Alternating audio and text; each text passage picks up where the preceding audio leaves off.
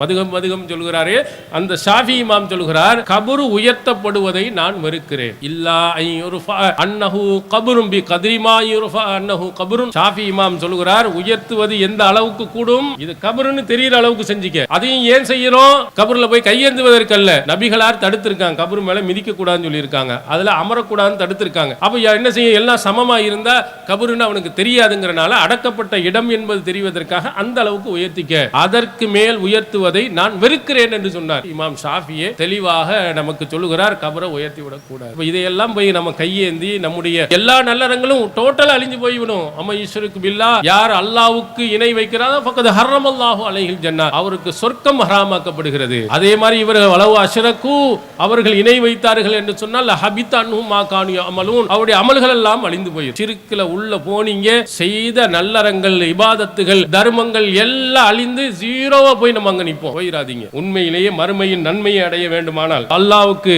அவன் தூதருக்கு ரெண்டு பேர் தான் யாரெல்லாம் கட்டுப்பட்டு நடக்கிறாரோ அவர்கள் மறுமையில் யார்ட்ட அன்அமல்லாஹு அலைஹிம், அல்லாஹ் யாருக்கு தன்னுடைய அருள் கொடைகளை வழங்கினானோ அப்படிப்பட்ட நபியின் இறை தூதர்கள் வஷுஹதா, துச்சமாக மதித்து தன்னுடைய உயிரையை இழந்த அந்த சுஹதாக்கள், ஷஹீதுகள், வசாலிஹீன், அதே மாதிரி நல்லடியார்கள், அதே மாதிரி சித்திகீன்கள், உண்மையாளர்கள் இவர்களுடன் இருப்பார்கள் என்று அல்லாஹ் சொல்கிறார். அஸ்ஸலாமு அலைக்கும் ரஹ்மத்துல்லாஹி வபரகாத்துஹு. எல்லாமல்ல அல்லாஹுவின் நல்லடியார்களே, எல்லாமல்ல அல்லாஹுவின் பேரொருளால் அவனால் அங்கீகரிக்கப்பட்ட இஸ்லாமிய மார்க்கத்தை நாம் பின்பற்றி நடந்து வருகிறோம். இந்த இஸ்லாமிய மார்க்கத்தினுடைய மிக முக்கியமான ஒரு அடிப்படை, இந்த உலகத்திற்கு பிறகு ஒரு வாழ்க்கை உண்டு, அந்த வாழ்க்கை தான் நிரந்தரமானது என்றும், அந்த வாழ்க்கைக்காக படைத்த இறைவன் நமக்கு காட்டி தந்திருக்கும் வழிமுறைகளை, அந்த தூதர் காட்டி தந்திருக்கக்கூடிய நெறிமுறைகளை நாம் பின்பற்றி நடக்க வேண்டும் என்று திருக்குர்ஆனில் பல இடங்களில் அல்லாஹ் சொல்கிறார். அவன் காட்டிய அந்த வழிமுறைகளை சரியாக பின்பற்றி நடந்தால்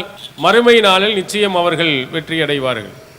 இந்த உலகத்தில் நல்ல அமல்களை, நல்லறங்களை அதிகம் செய்து நிறைய நன்மைகளை பெற்று வரக்கூடியவர்கள் மறுமையில் சிறந்தவர்களாக, நல்லவர்களாக, சொர்க்கத்தை பெறக்கூடியவர்களாக இருப்பார்கள். அதே நேரத்தில் படைத்தவனை மறந்து படைத்தவனுடைய சட்டதிட்டங்களை மதிக்காமல் நடந்து வரக்கூடியவர்கள் மறுமையில் நரகம் என்ற மிகப்பெரிய தண்டனையை அவர்கள் பெறுவார்கள்.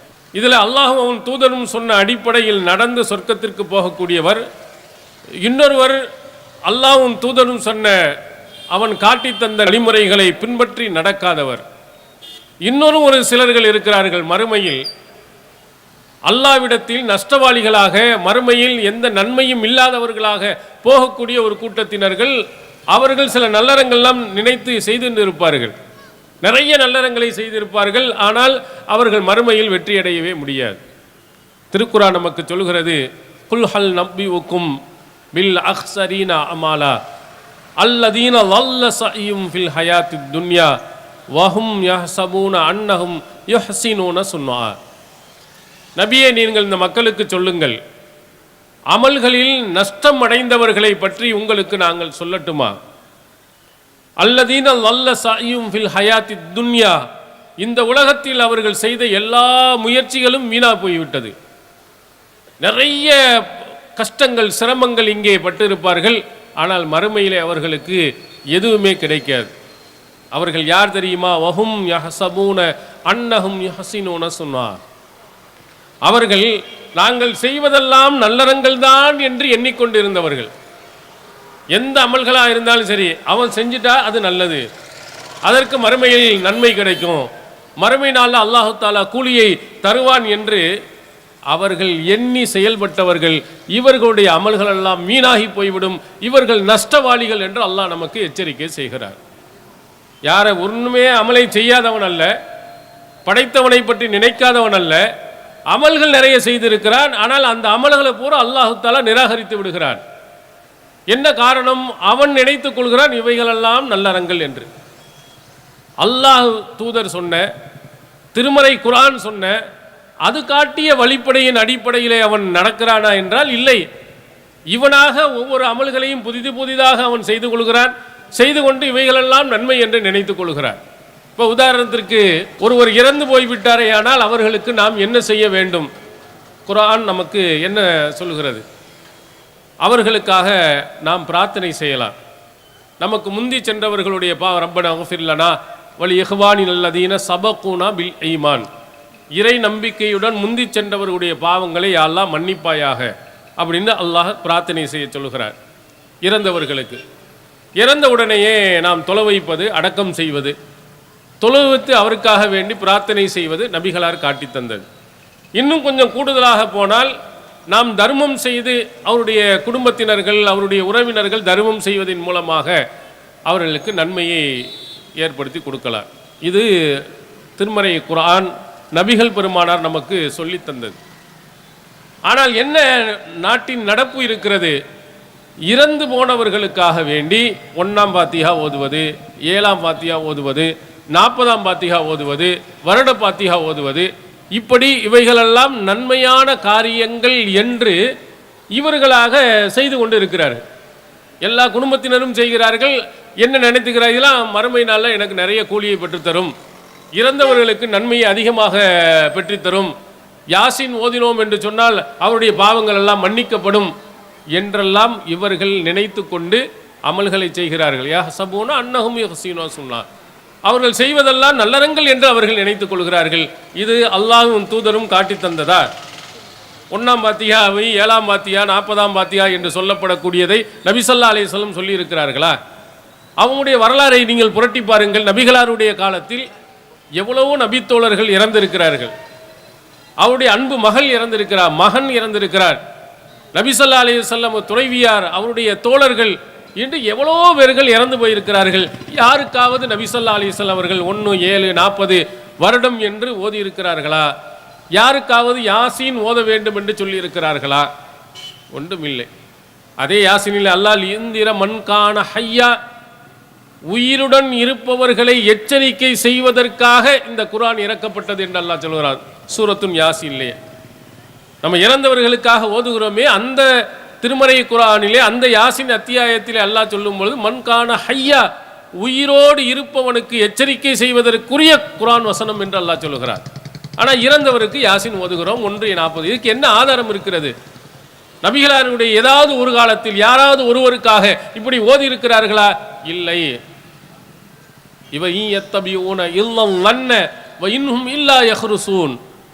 இவர்கள் பின்பற்றுவதெல்லாம் வெறும் யூகத்தை தான், வெறும் கற்பனையைத்தான் அவர்கள் செய்து கொண்டிருக்கிறார்கள், ஆதாரங்கள் எதுவும் கிடையாது என்று அல்லாஹ் சொல்லுகிறார். நிறைய செய்திகளுக்கு நீங்கள் செய்யக்கூடிய அமல்களுக்கு நீங்கள் எங்கெல்லாம் நீங்கள் எடுத்து பார்த்தீர்களே ஆனால் ஒன்றுக்கும் கூட ஆதாரங்களை நீங்கள் பார்க்க முடியாது.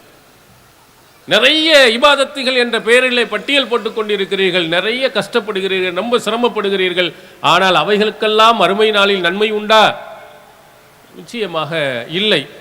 ஒரு சில கூட்டத்தினர்கள் மக்களை வழிகெடுக்கிறார்கள். நபிகளார் அவர்கள் நமக்கு எச்சரிக்கை செய்தார்கள். புகாரி நீங்கள் பார்க்கலாம், கௌமுன் யஹ்தூன பிகைரி ஹதி, என்னுடைய வழிகாட்டுதல் அல்லாத வழிகாட்டுதலை ஒரு கூட்டத்தினர்கள் பின்பற்றுவார்கள். நபி காட்டிய ஒரு வழிமுறை இருக்கு. முஸ்லிமுடைய அறிவிப்பில் எஸ்தன்னூன பிகைரி சுன்னத்தி, என்னுடைய சுன்னத்து அல்லாததை பின்பற்றக்கூடியவராக சிலர்கள் வருவார்கள். நிறைய அப்படித்தான் நாம் செய்து கொண்டு இருக்கிறோம். நபி சொன்ன சுன்னத்துகளை, நபிகளார் நமக்கு காட்டித்தந்த அந்த வழிமுறைகளை நாம் எடுத்துக்கொள்ளாமல் நம்முடைய முன்னோர்கள் சொன்னார்கள், மூதாதையர்கள் சொன்னார்கள், எங்களுடைய ஊருடைய பழக்க வழக்கங்கள் இருக்கிறது என்றுதான் நிறைய வணக்க வழிபாடுகளை நீங்கள் செய்கிறீர்கள். நீங்கள் ஒரு கணம் எண்ணி பாருங்கள், நாம் செய்து கொண்டிருக்கக்கூடிய இபாதத்துகள் அனைத்திற்கும் நபிமொழிகளில் ஆதாரம் உண்டா, திருக்குரானில் ஆதாரம் உண்டா என்று நீங்கள் பட்டியல் போட்டு பாருங்கள். நீங்கள் செய்கிற எல்லாத்திலையும் பார்த்தீங்கன்னா 90% மேல் அனைத்துக்கும் எந்த விதமான ஆதாரமும் கிடையாது. நீங்களாக புதிதாக உருவாக்கியவை தான். நபிகளாருடைய காலத்தில் இல்லாதவை, நபி ஸல்லல்லாஹு அலைஹி வஸல்லம் அவர்கள் நமக்கு சொல்லித்தராதவை, இப்படி ஏராளமான இதை நாம் செய்து கொண்டிருக்கிறோம். இவைகளெல்லாம் மறுமையில் நமக்கு நன்மையை தருமா? இந்த அமல்களுக்கெல்லாம் நிறைய கிடைக்கும் என்று எண்ணிக்கொண்டிருப்பார். எத்தனை யாசின் நான் ஓதி இருக்கிறேன், எத்தனை ஃபாத்திஹாக்களை நான் ஓதி இருக்கிறேன், இவைகளெல்லாம் அல்லாஹ்விடத்திலே நன்மையை பெற்றுத்தரும் என்று போவோம். ஒரு நன்மையும் உங்களுக்கு கிடைக்காது. நபிகளாரின் மீது அன்பு காட்டுகிறோம் என்ற பெயரிலே பள்ளியாசல்களிலே, சிலர்கள் வீடுகளிலே மௌலுதுகளை ஓதுகிறார்கள். நபிகளாரினுடைய பெயர்களிலே மீலாது விழாக்களை கொண்டாடுகிறார்கள். நபி எங்கேயாவது ஒரு இடத்தில் மீலாது விழா கொண்டாடுங்கள் என்று சொன்னார்களா? இந்த மௌலூது பாக்களை நபி ஸல்லல்லாஹு அலைஹி வஸல்லம் அவர்கள் படியுங்கள் என்று நமக்கு சொன்னார்களா? அதற்கு ஏதாவது ஒரு ஆதாரங்கள் உண்டா என்று நீங்கள் புரட்டி பாருங்கள். இல்லை. நபிகளார் சொன்னது, நான் காட்டித்தந்த அந்த சுன்னத்துகளை வழிமுறைகளை பின்பற்றுங்கள் என்று சொன்னார்களே தவிர நபிகளாருடைய பெயர்களிலே மௌலூது ஓதுங்கள் என்று எங்கேயுமே சொல்லவில்லை. நபிகளார் காலத்தில் இந்த சுபஹான மௌலூது இருந்ததும் இல்லை. ஒரு 300 வருடங்களுக்கு முன்பாக உருவாக்கப்பட்டதுதான் இந்த மௌலூதுகள். இதை நன்மை என்று நாம் ஓதிக்கொண்டிருக்கிறோம். இப்போ ரசூலுல்லாஹி ஸல்லல்லாஹு அலைஹி வஸல்லம் அவர்கள் மீது அன்பு செலுத்துகிறோம் என்ற மௌலூது பாடல்கள் ஓதுகிறார். அதில் உள்ளே நாம் போக வேண்டியதில்லை. அதில் என்னென்ன ஷிர்கான வரிகளெல்லாம் இருக்கிறது என்பதற்கு முன்னால் இது நபிகளார் காட்டி தந்த வழிமுறை தானா? நபி ஸல்லல்லாஹு அலைஹி வஸல்லம் அவர்கள் இப்படித்தான் நமக்கு அவர்களை புகழ்ந்து சொல்லி தந்திருக்கிறார்களா? இது நபிகளாருடைய காலத்திலே பள்ளிவாசல் இருந்ததே, அந்த பள்ளிவாசலில் அமர்ந்து கொண்டு இந்த சுபஹான மௌலூதை அவர்கள் ஓதி இருக்கிறார்களா, படித்திருக்கிறார்களா? நபிகளாரினுடைய பிறந்த நாள் அன்று ஒவ்வொரு வருடமும் மீலாது விழாக்களை கொண்டாடி இருக்கிறார்களான்னா ஒன்றுமே இல்லை. ஆனால் நாம் ஓதுகிறோம், மௌலூதை ஓதுகிறோம், மீலாது விழாக்களை எடுக்கிறோம், கேட்டால் நிறைய நன்மை கிடைக்குண்டு. அல்லாஹ் சொல்கிறான், இந்த மாதிரி அமல்களை செய்தவர்கள்லாம் மறுமையில் மிகப்பெரிய நஷ்டவாளிகளாக இருப்பார்கள். நபி காட்டித்தராத, திருக்குரான் சொல்லாத எந்த அமலை நீங்கள் செய்தாலும் அதை அல்லாஹ் ஏற்றுக்கிற மாட்டான். இந்த பிதாத் என்பதனுடைய பொருள் என்ன? நேரடி பொருள், நூதனம், புதிய பழக்க வழக்கங்கள். நபி ஸல்லல்லாஹு அலைஹி வஸல்லம் அவர்கள் சொல்லாத, திருமறை குர்ஆன் காட்டித்தராத ஒன்றை இபாதத்தாக வணக்கமாக கருதி செய்வதைத்தான் அரபியில் பிதஅத் என்று சொல்கிறார்கள். நபி ஸல்லல்லாஹு அலைஹி வஸல்லத்தினுடைய வழிகாட்டுதல் இருக்காது, திருமறை குர்ஆனுடைய வழிகாட்டுதல் இருக்காது. நீங்களாக புதிதாக ஒன்றை நீங்கள் செய்தீர்கள் என்றால் அது பிதஅத். அது மார்க்கத்தினால் எதிர்க்கப்படக்கூடிய மிக முக்கியமான, மிக கடுமையாக எதிர்க்கப்படக்கூடிய ஒரு காரியம் என்பதை அடிப்படையாக வைத்துதான் முஸ்லிம் சமுதாயத்திலே திருமறை குர்ஆன் சொல்லாத, நபிகள் பெருமானார் சொல்லாத ஏராளமான பிதஅத்துகள் உள்ளே நுழைந்து விட்டது என்பதின் காரணத்தினால் அவர்களுக்கு விழிப்புணர்வை ஏற்படுத்துவதற்காக, அவர்கள் அதில் எச்சரிக்கையுடன் இருக்க வேண்டும் என்பதற்காக இது போன்ற கூட்டங்களை நாம் நடத்துகிறோம். நபி ஸல்லல்லாஹு அலைஹி வஸல்லம் அவர்கள் ஒரு செய்தியை நீங்கள் நினைத்து பாருங்கள், இது எவ்வளவு கடுமையான இந்த பிதஅத் என்பது. நபிகளார் சொல்லாத, செய்யாத, காட்டித்தராத, திருக்குரான் சொல்லாத ஒன்றை இபாதத்தாக வணக்க வழிபாடாக செய்வது எவ்வளவு பயங்கரமான குற்றம் என்பதை நபிகளார் அவர்கள் ஒரு ஜும்மா உரையில் அழகாக நமக்கு சொல்லியிருக்கிறார். சஹீஹ் முஸ்லிமில் நீங்கள் பார்க்கலாம், சுனன் நசை என்ற நூலில் நீங்கள் பார்க்கலாம். நபிகளார் ஜும்மா உரை ஆற்றும் போது எப்படி ஆற்றுவார்கள்? வ அலா சௌத்துஹு, அவருடைய குரல் உயர்ந்து விடும். இஷ்தத்த கலபுஹு, கோபம் அதிகரித்து விடும். வயஹ்மர்ரத் ஐனா, அவருடைய 2 கண்களும் சிவந்து விடும். அவ்வளவு கடுமையான கோபத்திலே நபி ஸல்லல்லாஹு அலைஹி வஸல்லம் அவர்கள் ஜும்மா உரையை ஆற்றுவார்கள். கடுமையா இந்த மாதிரி ஷிர்க், பிதஅத் போன்றவர்களை எச்சரிக்கை செய்கின்ற பொழுது இவ்வளவு கடுமை. இந்த செய்தியை சொல்லிவிட்டு சொல்லுகிறார்கள், நபி ஸல்லல்லாஹு அலைஹி வஸல்லம் அவர்கள் நமக்கு சொன்ன இன் அஸ்தகல் ஹதீஸி கிதாபுல்லாஹ், செய்திகளிலேயே மிகவும் உண்மையான செய்தி அல்லாஹ்வின் வேதத்தில் உள்ளது.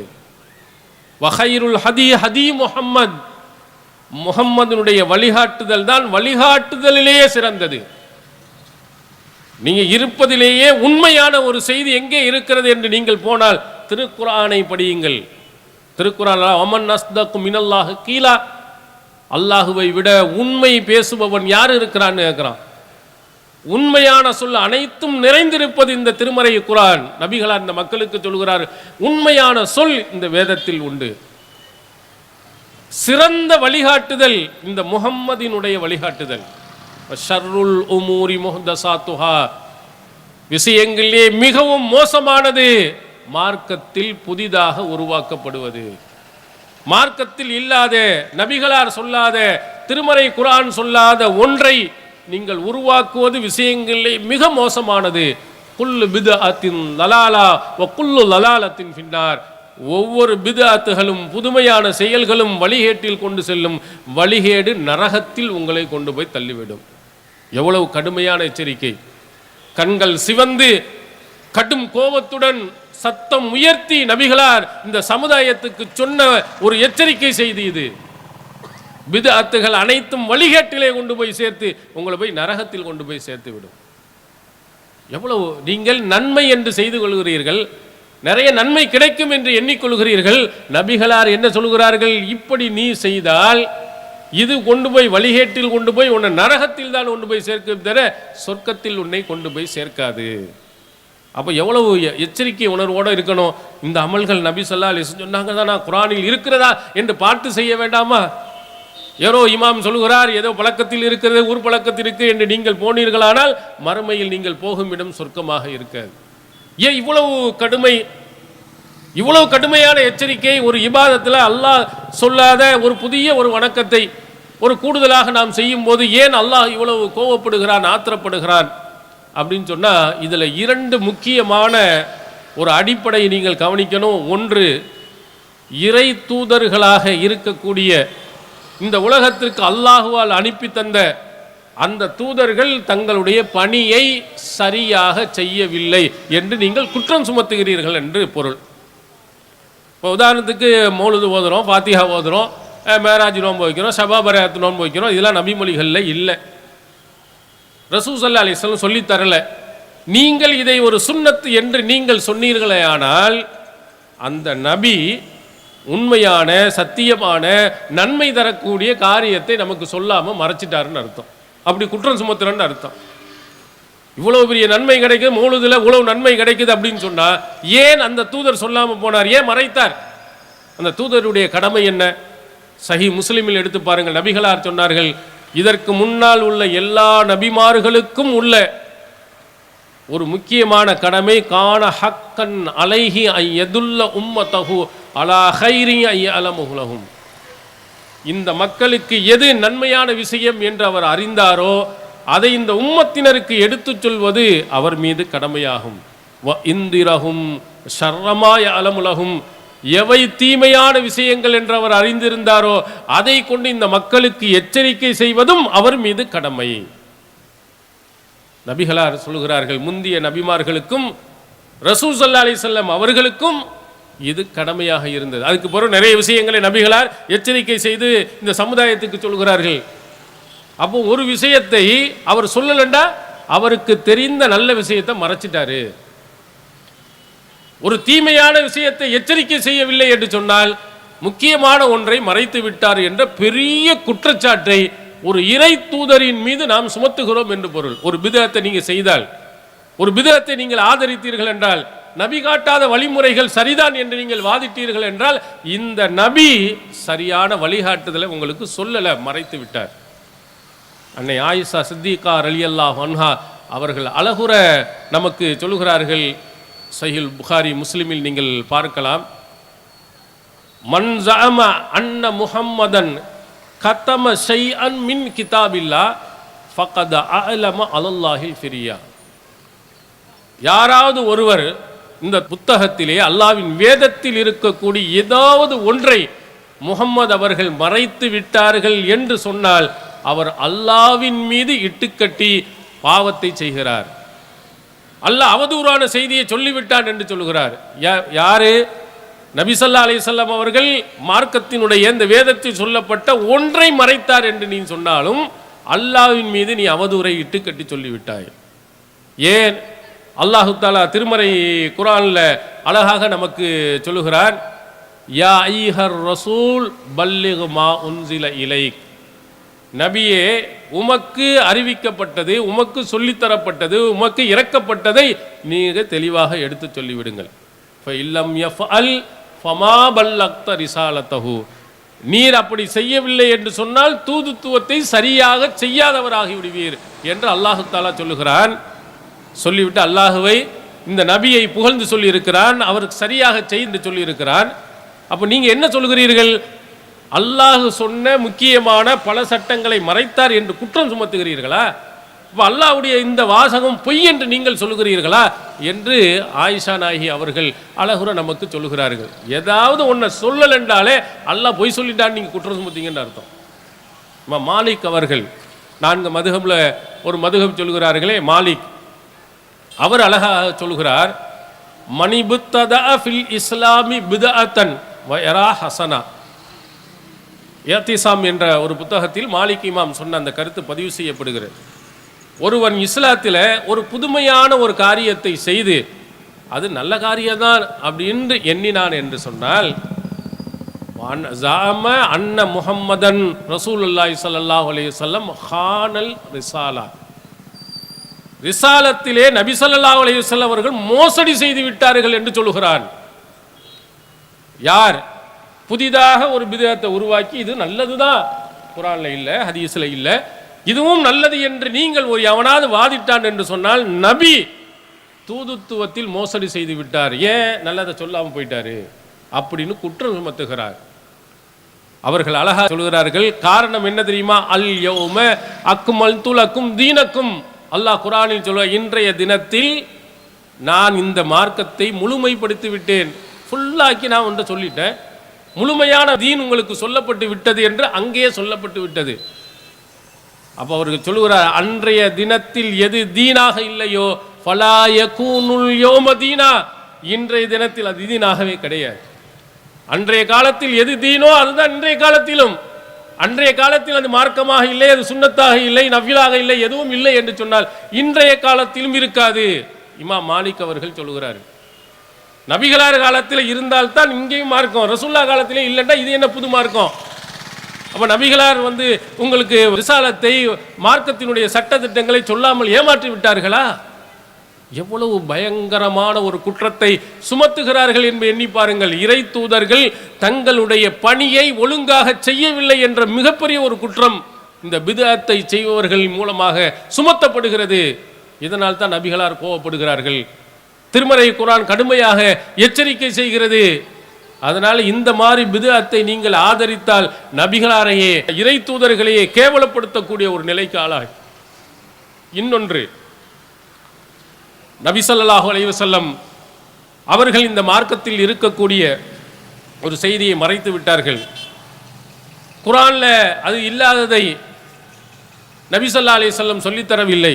அப்படிப்பட்ட ஒன்றை நீங்கள் செய்தீர்களே ஆனால் அல்லாஹ் தஆலா எப்படி கோபப்படுகிறான் என்று சொன்னால், இந்த மார்க்கத்திற்கு சொந்தக்காரனா லில்லாஹி தீனுல் ஹாலிஸ், தூய்மையான மார்க்கம் அல்லாஹ்வுக்கு உரியது. அப்போ அல்லாஹ்வுக்கு உரியவன், அதற்கு சொந்தக்காரன், ஒரு சட்டத்தை சொல்லவில்லை, ஒன்று வழிகாட்டுதல் இல்லை. நீங்கள் புதிதாக நீங்கள் ஒன்றை சொன்னால் அல்லாஹ் அம்லஹும் ஷுரகாவு ஷரஊ லஹும் மினத்தீன் மாலம் யாதன் பிஹில்லா, அல்லாஹ் அனுமதிக்காத ஒன்றை மார்க்கமாக ஆக்கக்கூடிய இணை கடவுள்கள் அவர்களுக்கு இருக்கிறார்களா என்று அல்லாஹ் கேட்கிறான். அல்லாஹ் சொல்லலையே, அல்லாஹ் அனுமதிக்கலையே, திருக்குர்ஆனில் இல்லையே, நபிமொழிகளில் இல்லையே. அப்படி இல்லாத ஒன்றை நீங்கள் மார்க்கமாக ஆக்கினால் அப்போ உங்கள் மார்க்கமாக ஆக்கிற இன்னொரு கடவுள் உங்கள்கிட்ட இருக்கானா? அல்லாஹ் உங்களுக்கு கடவுளா? அவன் இறைவனா? அவன் உங்களுக்கு சட்டம் போடுவவனா? அல்லது வேறு யாராவது ஒரு கடவுள்களை நீங்கள் வைத்திருக்கிறீர்களா என்று அல்லாஹ் கேட்கிறான். புதுசா உருவாக்குனா, புதுசா ஒன்று நீங்கள் செய்தால், மார்க்கம் காட்டி தராத வழிமுறைகளை செய்தால், தர்கா வழிபாடு இவைகள் எல்லாம் நன்மை என்று நீங்கள் செய்தால் அல்லாஹ் அனுமதிக்கல. அனுமதிச்சது யார்? அனுமதிக்கு தகுதியானவன் யார்? அல்லாஹ் தானே. அப்போ வேறு கடவுள் ஒரு ஆள் வச்சுக்கிட்டு இருக்கீங்களா? வேறு ஒரு கடவுள்களை உருவாக்கி இருக்கிறீர்களா? அதை நீங்கள் நம்புகிறீர்களா என்ற பயங்கரமான ஒரு குற்றத்துக்கு ஆளாகிறீர்கள். பிதஅத்தை செய்பவன், அதை ஆதரிப்பவன் வேறு யாரோ ஒருவனை கடவுளாக ஆக்கிக் கொள்கிறான் என்று அல்லாஹ் சொல்லுகிறார். இன்னொரு இடத்தில் அல்லாஹ் கோபத்தோடு கேட்கிறார், நீங்கள் இந்த இஸ்லாத்திலே புதிதாக உண்டாக்குகிறீர்களே, குல் அல்லிமூனல்லாஹ பிதீனிக்கும், உங்களுடைய மார்க்கத்தை அல்லாஹ்வுக்கு நீங்கள் கற்றுக் கொடுக்கிறீர்களா? தீன்ல அல்லாஹ் சொல்லணும், அவன் அனுப்பிய தூதர் சொல்லணும், ஒன்றுலையும் இல்லை. நீ புதுசு புதுசாக சொல்றிய, அப்போ என்ன சொல்ற? அல்லாஹ்வுக்கு நீ கற்றுக் கொடுக்குறியா தீன? இதுவும் மார்க்கத்தில் உள்ளதுதான். யாசின் ஓதுவது மார்க்கத்தில் உள்ளதுதான், ஃபாத்தியா ஓதுறது மார்க்கத்தில் உள்ளதுதான். இப்படி புதுசு புதுசாக நீ உருவாக்குறதெல்லாம் மார்க்கத்தில் உள்ளது. அல்லாஹ்வுக்கே நீ பாடம் எடுக்கிறாயா? அல்லாஹ்வுக்கே நீ சட்டத்தை நீ சொல்லிக் கொடுக்கிறாயோ? வல்லாஹு யஅலமு மா ஃபிஸ் ஸமாவாதி வல் அர்ல், வானம் பூமியில் உள்ள அனைத்தையும் அல்லாஹ் அறிவான். வல்லாஹு பிகுல்லி ஷைஇன் அலீம், அனைத்தையும் அறிந்தவன் அவன். அவனுக்கு நீ பாடம் சொல்லி கொடுக்குறான்னு நல்லா இருக்கிறான். புதுசாக சொன்னாதான் அது அர்த்தம். குர்ஆன்ல இல்லை, ஹதீஸில் இல்லை, அல்லாஹ் சொல்லலை, அவன் தூதர் சொல்லலை. அப்போ அல்லாஹ்வுக்கு என்ன சொல்ற? மார்க்கத்தில் இதெல்லாம் இருக்கு, நீ மறந்துட்ட, நீ சொல்லலை. இறைவனுக்கு பாடம் நடத்தக்கூடிய மிகப்பெரிய ஒரு குற்றத்துக்கு ஆளாகுவோம் பிதஅத்தை செய்து விட்டோம் என்றால். அல்லாஹ்வுக்கு இது மறந்து இருந்துட்டு செய்யலாம விட்டானா நம்ம மாதிரி? அமாக்கான ரப்புக்க நசியா, உம்முடைய இறைவன் மறதியாளன் அல்ல, மறந்துவிட மாட்டான். வலா எலில் ரப்பி வலா என்சா, என்னுடைய இறைவன் தவறுதலாகவும் போய்விட மாட்டான், தவறாக சொல்லிவிட மாட்டான், மறந்து விடவும் மாட்டான். மூசா நபி ஃபிரௌன் இடத்தில் சொன்ன செய்தியை திருக்குர்ஆன் நமக்கு சொல்லுகிறது. இறைவனுக்கு மறதி கிடையாது, தவறுகள் வருவது கிடையாது. அப்படி இருக்கும்போது இவைகளெல்லாம் அல்லாஹ் சொல்லித்தரவில்லை என்று சொன்னால் நீங்க என்னத்தை புதுசா மார்க்கத்தில் கொண்டு வர்றீங்க? அல்லாஹ்வுக்கே தெரியாத புதிய புதிய சட்டங்களை கொண்டு வந்து அல்லாஹ்வுக்கு நீங்கள் பாடம் எடுக்கிறீர்களா என்ற மிகப்பெரிய ஒரு குற்றமாகிறது. இதனால்தான் பித்அத் ஒரு பயங்கரம். இது வழிகேட்டில் கொண்டு போய் நரகத்தில் கொண்டு போய் சேர்த்து விடுகிறது. அல்லாஹ்வும் தூதரும் சொல்லாதவை ஒரு அமலாக நீங்கள் செய்தீர்களே ஆனால் கடுமையான தண்டனை. சயீத் இப்னுல் முஸய்யப் சுனனுல் குப்ரா பைஹக்கியில் பதிவு செய்யப்பட்டிருக்கு. அவர்கிட்ட போய் ஒரு ஆள் வந்து தொழுகிறார். சூரியன் உதித்ததற்கு பிறகு 2 ரக்காயத்துக்கு மேலே தொழுகிறார். ருக்குவையும் சஜிதாக்களையும் நிறைய செய்கிறார். ஒரு தொழுகைக்கு என்ன செய்வோம்? ரெண்டு தடவை ருக்கு பண்ணுவோம், 2 சஜிதா நம்ம செய்வோம். இவர் இஷ்டத்துக்கு ருக்கு செய்கிறாரு, இஷ்டத்துக்கு சஜிதா செய்கிறார். உடனே சயீத் இப்னு முஸய்யப், ஒரு நபி தோழருடைய பிள்ளை, முஸய்யப் ரலியல்லாஹுடைய பிள்ளை தான் சயீத். அவர் இப்பெல்லாம் நீ தொழக்கூடாதுன்னு தடுத்தார். அப்போ அவர் கேட்குறாரு, தொழுதவர் கேட்குறார், யு அதிபனியுல்லாஹு அலஸ்ஸலா, இந்த தொழுகைக்காக வேண்டி அல்லாஹ் என்னை வேதனை செய்வானா? அவனைத்தானே நான் தொழுதேன், அவனுக்கு தானே நான் சஜிதா செஞ்சேன், இதுக்கு அல்லாஹ் வேதனை செய்வானா அப்படின்னு கேட்கும்போது அவர் சொன்னார், தொழுகைக்காக வேண்டி அல்லாஹ்தால வேதனை செய்ய மாட்டான். அல்லாஹ்வின் தூதர் காட்டித்தராத விதத்தில் நீ தொழுய பார்த்தியா, அலா ஹிலாஃபி சுன்னா, நபி வழிக்கு மாற்றமாக செஞ்சே அதுக்கு அல்லாஹ் தண்டனை கொடுப்பான். தொழுகை இறைவனை தொழுதான, இறைவனை எப்படி தொழ வேண்டும் என்று அல்லாஹ் சொன்னானோ, அவன் தூதர் சொன்னாரோ அப்படி தொழுவணும். நீ இஷ்டத்துக்கு 2 ரக்காயத்துக்கு போகிற 3 ரக்காயத்து நீ தொழுதா, 4க்கு பதிலாக நீ 6 ரக்காயத்து நீ தொழுதா என்று சொன்னால் அது அல்லாஹ்வின் தூதர் காட்டித்தராதது, அது வழிகெடுக்கக்கூடியது என்று அவர் விளக்கம் கொடுத்தார். அது மாதிரி நன்மைதானே நன்மைதானே என்று நீங்கள் நினைத்தார்கள், அந்த நன்மைகள் எல்லாம் என்ன செய்யப்படும்னா மறுக்கப்பட்டு நன்மை எதுவுமே இல்லாமல் போயிடும். அன்னை ஆயிஷா சித்திகா ரலியல்லாஹு அன்ஹா அவர்கள் நபிகளார் சொன்ன ரத்தின சுருக்கமான ஒரு அடிப்படையான விதியை இந்த சமுதாயத்துக்கு குறிப்பிட்டிருக்கிறாங்க. மன் அமில அமலன் லைஸ அலைஹி அம்ருனா ஃபஹுவ ரத்துன். யாராவது ஒருவர் ஒரு அமலை செய்து அந்த அமலுக்கு நம்முடைய அங்கீகாரம் வழிகாட்டுதல் இல்லை என்று சொன்னால் அது ரத்து செய்யப்படும். நம்ம ஒரு அமலை செய்கிறோம், நம்முடைய அங்கீகாரம் அதில் இல்லை, கட்டளை இல்லை, தூக்கி அல்லாஹ் எரிஞ்சிருவான். நீங்கள் செய்யக்கூடிய அமல்களில் அல்லாஹ்வின் தூதர் காட்டி தந்தாங்கன்னா அல்லாஹ் ஏற்றுக்குருவான். இல்லை என்று சொன்னால் அந்த அமல்கள் பூரா இல்லாமல் போயிடும். இப்போ தொழுவுறீங்க, எப்படி தொழுவணும்? நபிகளார் எப்படி நமக்கு சொன்னார்கள்? மாலிக் இப்னுல் ஹுவைரிஸ் ரலியல்லாஹு அன்ஹு அவர்கள் 20 நாட்கள் நபிகளாரிடத்தில் போய் தங்குகிறார்கள். ஒரு இளைஞர் கூட்டத்தோடு போய் தங்கி மார்க்கத்தின் சட்டதிட்டங்களை எல்லாம் படித்து வெளியே வரும்போது நபிகளார் அவருக்கு சொன்னாங்க. புகாரியில் நீங்கள் இந்த செய்தியை பார்க்கலாம். இர்ஜு இலா அஹ்லீக்கும், உங்கள் குடும்பத்தினரிடத்தில் நீங்கள் திரும்பி செல்லுங்கள். வ அல்லிமூஹும் வ முரூஹும், இங்கே படித்ததை எல்லாம் அவர்களுக்கு கற்றுக் கொடுங்கள், நீங்கள் ஏவுங்கள். நான் எதையெல்லாம் சொன்னோன்னா அதையெல்லாம் அவர்களுக்கு ஏவுங்கள். அடுத்து சொல்கிறார், சல்லு கமா ராய்த்து மூனியூ சல்லி, என்னை எவ்வாறு தொழ கண்டீர்களோ அவ்வாறு தொழுங்கள். இது நபிகளாரினுடைய தொழுகைக்கு உள்ள மிக முக்கியமான அடிப்படையான ஒரு வாசகம். என்னை எவ்வாறு தொழ கண்டீர்களோ அவ்வாறு தொழுங்கள். நம்ம அப்படி தொழுகிறோமா? நம்ம வைத்திருக்கக்கூடிய புத்தகங்கள் என்ன புத்தகம் வச்சுருக்கோம்? தொழுகை ஷாஃபி, தொழுகை ஹனஃபி. நபி ஸல்லல்லாஹு அலைஹி வஸல்லம் அவர்கள் சொல்லாத, நபிகளார் அவர்கள் காட்டித்தராத ஷாஃபி இமாம் சொன்னது என்றும் ஹனஃபி இமாம் சொன்னது என்றும் ஒரு தொழுகை முறையை போட்டு வச்சுருக்கோம். ஏன் ரசூல் ஸல்லல்லாஹு அலைஹி வஸல்லம் அவருடைய முறை வரலை? ஏன் நபிகளார் காட்டித்தந்த அந்த தொழுகை முறை இல்லை? அப்படி இருந்தால் இங்கே எவ்வளோ பெரிய குழப்பங்கள் வருமா, சண்டைகள் வருமா, பிரச்சனைகள் வருமா? நபி சொன்ன வழிமுறையின்படி நடந்தவர்களை அடித்து விரட்டுகிறார்கள். ஆனால் நபிகளார் காட்டித்தராத புதுமைகளை செய்பவர்களை என்ன செய்கிறார்? ஆதரிக்கிறார்கள். இப்போ உதாரணத்துக்கு பாருங்கள், தொழுகையிலே நபி ஸல்லல்லாஹு அலைஹி வஸல்லம் அவர்கள் அத்தஹியாத்தில் கைகளை எப்படி வைத்தார்கள், ஆட்காட்டி விரலை எப்போது உயர்த்தினார்கள், என்ன செய்தார்கள்? நபி மொழியை புரட்டி பாருங்கள். ஷாஃபி மதுஹபாக இருந்தால் அஷஹது அல்லா இலாஹ அப்படி தூக்கி அப்படி நிறுத்திடுறாங்க. ஹனஃபி மதுஹபாக தூக்கிய கையை கீழே போட்டுடுறாங்க. இதுக்கு என்ன ஆதாரம்? நபி அப்படி அஷத் அல்லாஹ்னு தூக்கி கீழே போட்டாருன்னு ஒரு இட்டு கட்டப்பட்ட அதீதாவது இருக்கா? ஒரு பலகீனமான செய்திகளாவது இருக்குதா? ஒரு நபி மொழியும் கிடையாது. இவர்களாக அல்லாஹ் ஒருவன் என்பதை கற்பனை செய்து கொண்டு அல்லாஹ் ஒருவனை சுட்டிக்காட்டு தூக்குறது கீழே போடுறோம் என்று இவர்களாக சொல்கிறார்கள். எந்த நபி மொழியும் இதற்கு ஆதாரம் கிடையாது.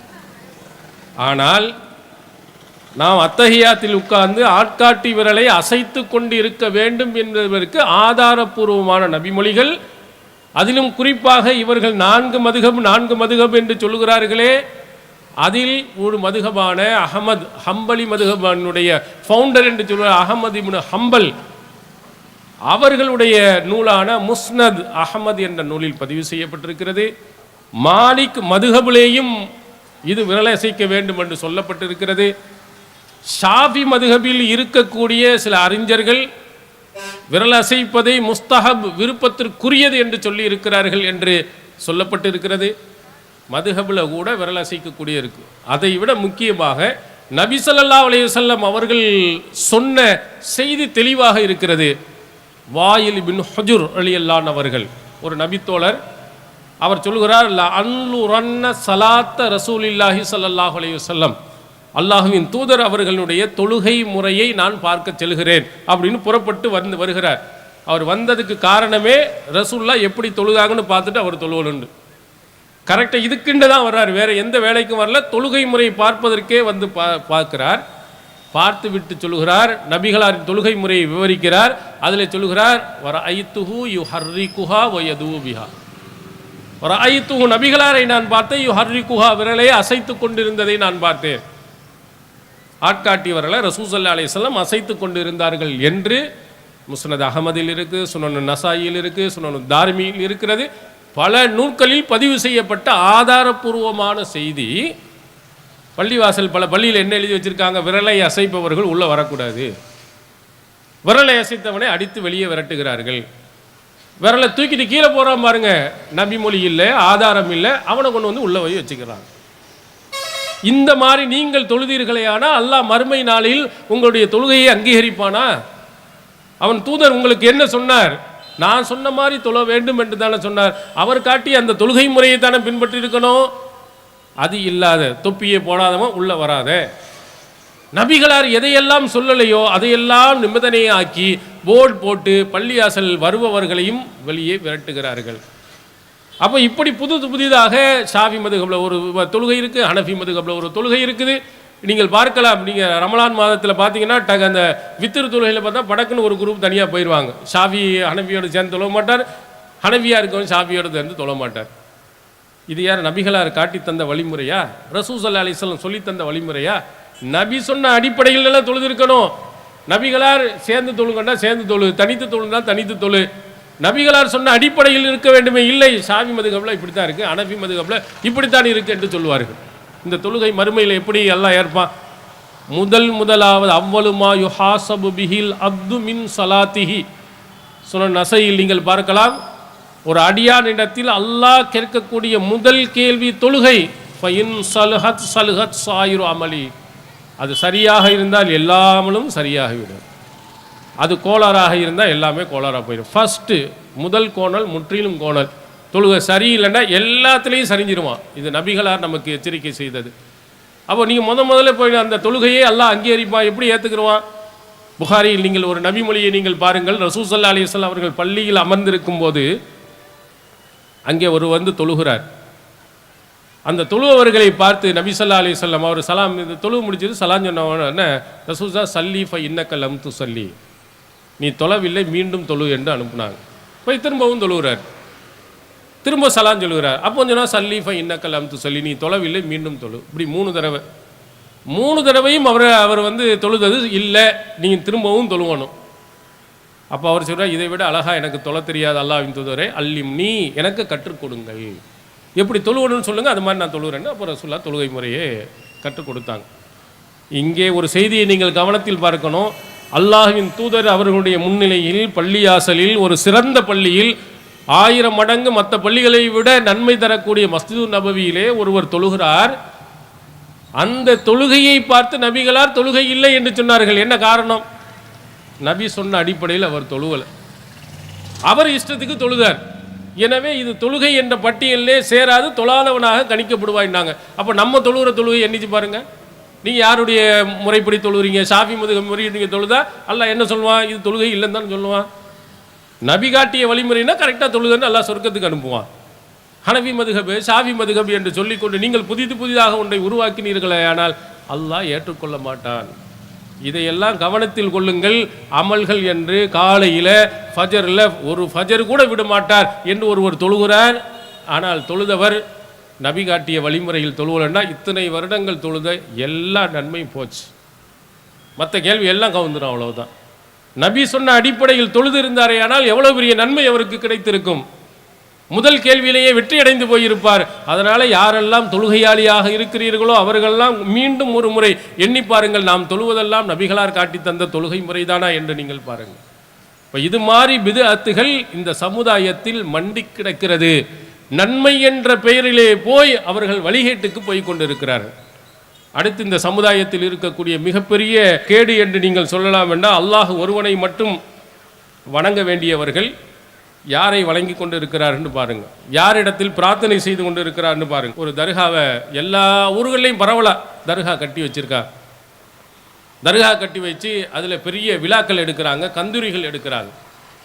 இது நபிகளார் காட்டி தந்த வழிமுறையில் உள்ளதுதானா என்பதை இப்போ தமிழில் நிறைய வந்துருச்சு. திருமதி என்ற ஹதீஸ் நூல் வந்துருச்சு, முஸ்லீம் வந்துருச்சு, புகாரி வந்துருச்சு, நசாயி வந்துருச்சு, இப்னு மாஜா வந்து விட்டது, முஸ்னத் அகமது வந்து விட்டது. இது இல்லாமல் ஆங்கிலத்தில் எல்லா ஹதீஸ் நூல்களும் மொழிபெயர்க்கப்பட்டிருக்கிறது, உருது மொழியில் மொழிபெயர்க்கப்பட்டிருக்கிறது. அதையெல்லாம் கொஞ்சம் எடுத்து நீங்கள் பாருங்கள். நபிகளார் காலத்தில் இது போன்ற தர்காக்கள் இருந்துலா? நபிகளார் போய் அங்கே போய் கையேந்தினார்களா? நபிகளார் இது மாதிரி கட்டடத்தை கட்டச் சொன்னார்களா? இப்ராஹிம் நபி போன்றவர்கள் அடக்கம் செய்த அடக்கத்தளத்தில் போய் கையேந்துங்கள் என்று சொன்னார்களா? ஏதாவது ஒரு நபிமொழி இருக்கிறதா அல்லது இதற்கு எதிராக இருக்கிறதா என்று பாருங்கள்.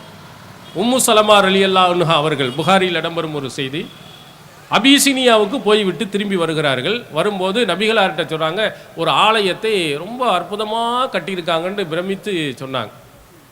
இப்போ உடனே ரசூல் ஸல்லல்லாஹு அலைஹி வஸல்லம் அவர்கள் அந்த ஆலயத்தின் பின்னணி என்ன, இது சரியா இல்லையா என்பதை அந்த சமுதாயத்திற்கு நபி ஸல்லல்லாஹு அலைஹி வஸல்லம் அவர்கள் விளக்கம் சொல்லுகிறார்கள். அது எப்படி கட்டப்பட்டது தெரியுமா? இதா மாத்த ஃபீஹிம் அல் அப்து சாலிஹ் அவிர் ரஜுலு சாலிஹ் பனவு அலா கபரிஹிம் மஸ்ஜிதா. அந்த காலத்தில், அவருடைய காலத்தில் ஒரு நல்லடியார், ஒரு நல்ல மனிதர் இறந்து விட்டார் என்று சொன்னால் அவர் இறந்ததுக்கு மேல் அந்த கட்டடத்துக்கு மேலே ஒரு வணக்கத்தலத்தை கட்டி விடுகிறார்கள். ஒரு நல்ல மனுஷன், கெட்டவன் கிடையாது, சாலிஹான அவுலியாக்கள் என்று இவர்கள் சொல்லக்கூடிய நல்ல மனிதர்கள் இருப்பார்களானால், அப்படிப்பட்ட அந்த நல்ல மனிதர்கள் இறந்ததற்கு பிறகு அவருடைய கபருக்கு மேலே ஒரு மஸ்ஜிதை, வணங்கும் இடத்தை கட்டிவிடுகிறார்கள். அதுக்கு பிறகு ரசூல் ஸல்லல்லாஹு அலைஹி சொல்லுகிறார்கள், உலாயிக்க ஷிராருல் ஹல்கு இந்தல்லாஹ், அல்லாஹ்விடத்தில் படைப்புகளிலேயே மோசமானவர்கள் இவர்கள் தான். ஒரு நல்ல மனுஷன், இந்த நல்ல மனிதன் இவனை சொன்ன அறிவுரைகளை கேட்டு நடக்க வேண்டியவர் அவரையே என்ன செய்கிறார்கள், வணங்குவராக, கடவுளாக ஆக்கிவிட்டார்களே, இவன் ரொம்ப படு மோசமான ஆள். நபிகளாரினுடைய எச்சரிக்கை எவ்வளவு கடுமையான எச்சரிக்கை! படைப்பினங்களிலேயே மோசமானவன் யார் என்று சொன்னால், இறந்தவர்களுடைய இடத்துல கபறுகளில் மண்ணறையை கட்டக்கூடிய, அங்கே போய் கட்டடத்தை கட்டக்கூடியவன், தர்காவை கட்டக்கூடியவன் என்று நபிகளார் எவ்வளவு கடுமையாக எச்சரிக்கை செய்தார்கள். ஆனால் நம்முடைய சமுதாயம் அதையெல்லாம் என்ன நினைத்து கொண்டு போகிறார், இதெல்லாம் ஒரு நன்மை நமக்கு கிடைக்கும் என்று போய்கிட்டு இருக்கிறார். இதெல்லாம் கட்டடம் கட்டி அவங்கள கையேந்தினம்னு சொன்னால் நன்மை கிடைக்கும். ரசூல் ஸல்லல்லாஹு அலைஹி வஸல்லம் அது மட்டும் சொல்லலை, இவ்வளவு மோசமானவர்கள் என்று மட்டும் சொல்லலை, இது மாதிரி கட்டடங்கள் கட்டப்பட்டு இருக்குமானால் அடித்து நொறுக்க சொல்லி இருக்கிறார்கள். சஹீஹ் முஸ்லிமில் நீங்கள் புரட்டி பாருங்க, ஜனாயிஸ் என்ற பாடத்தை, ஜனாசா என்ற பாடத்தில் உள்ள போய் படித்து பாருங்க. அலி ரலியல்லாஹு அன்ஹு அவர்கள் சொல்லுகிறார்கள், அபுல் ஹய்யாஜ் என்பவர்கிட்ட சொல்லுகிறாருங்க, அலா அபு அசுக அலாமா பாசனி அலைஹி ரசூலுல்லாஹி ஸல்லல்லாஹு அலைஹி வஸல்லம், அல்லாஹ்வின் தூதர் அவர்கள் எனக்கு என்ன பணியை கொடுத்தார்களோ அந்த பணியை உனக்கு நான் கொடுக்கிறேன். லா கபுரன் முஷ்ரிஃபன் இல்லா சவ்வைத்தஹு, உயரமாக இருக்கும் எந்த கபரையும் தரைமட்டமாக்காமல் விட்டு விடாதே. அலி ரலியல்லாஹு அன்ஹுக்கு ரசூலுல்லாஹ் சொல்றாங்க, அலி ரலியல்லாஹு அன்ஹு போய் எல்லா கபரையும் அடித்து நொறுக்கி சமமாக்கிட்டு வந்தாங்க. அலி ரலியல்லாஹு தன்னுடைய ஆட்சி காலத்தில் அவர் ஜனாதிபதியாக வந்தவுடன் அபுல் ஹய்யாஜை கூப்பிட்டு சொல்கிறார், உயரமாக இருக்கு எந்த கபரையும் உற்றாத, அடித்து நொறுக்கி சமமாக்கு. இது ரசூல் ஸல்லல்லாஹு அலைஹி வஸல்லம் சொன்னது. இது மாதிரி நடக்கக்கூடாது என்று எச்சரிக்கை செய்தது இமாம் ஷாஃபி திருமதி என்ற ஹதீஸ் நூலில். இந்த செய்திக்கு கீழே பாருங்கள், எவ்வளோ அழகா சொல்லுகிறார். கால ஷாஃபி அக்ரஹு ஐயுருஃபா அல் கபர், கபர் உயர்த்தப்படுவதை நான் வெறுக்கிறேன். ஷாஃபி இமாம் மதுகம் சொல்கிறாரே, அந்த ஷாஃபி இமாம் சொல்கிறார், கபர் உயர்த்தப்படுவதை நான் வெறுக்கிறேன். இல்லா ஐயுருஃபா அன்னஹு கபரும் பி கத்ரிமா யுருஃபா அன்னஹு கபருன். அதை உயர்த்தலாம், எந்த அளவுக்கு உயர்த்தலாம்? அது கபரு என்று தெரிந்து கொள்ளும் அளவுக்கு உயர்த்தலாம். எதுக்காக நீ கையிலா ஒத்த வலா சாலை, அதன்